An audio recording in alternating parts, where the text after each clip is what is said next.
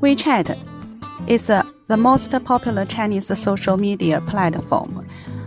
Many Chinese immigrants are using it as a major news source to understand what is going on in America. Like many other popular social media platforms, WeChat is known as the hotbed of fake news. So let me give you an example. If we Google Hassan Masaki, we'll find a handful of unremarkable news about a fatal traffic collision where a motorist struck a jogger in Walnut, California that happened in February 2018. However, on WeChat, we hear a different story. The news in Chinese language narratives on the WeChat is titled as "The jogger's death rallied cries of injustice."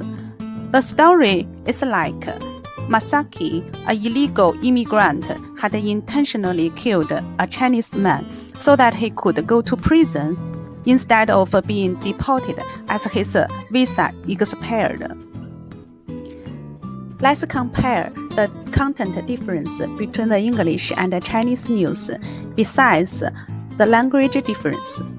For example, KTLA 5 used only 125 words to report the fact of this accident, where, when, and who.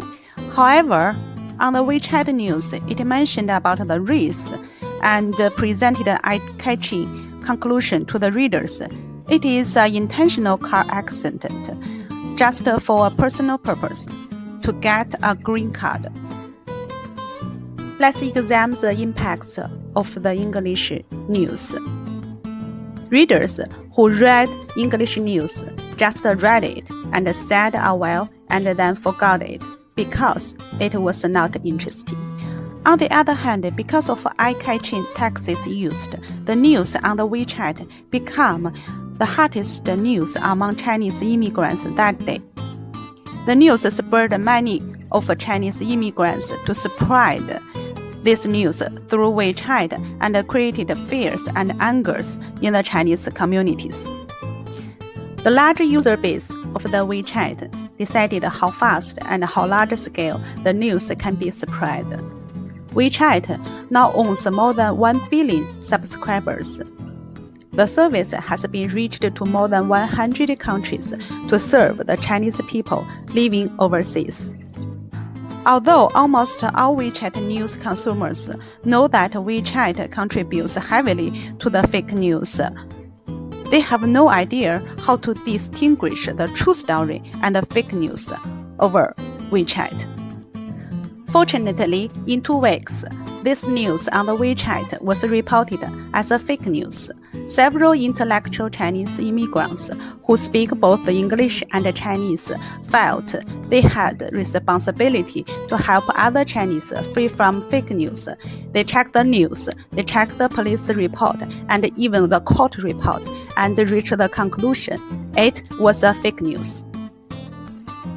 These intellectual Chinese wanted to use this case to educate other Chinese immigrants who relied on WeChat news too much.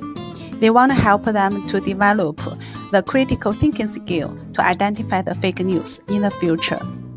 What we learn from this case, it is also important for us to develop a critical thinking capability to identify the fake news.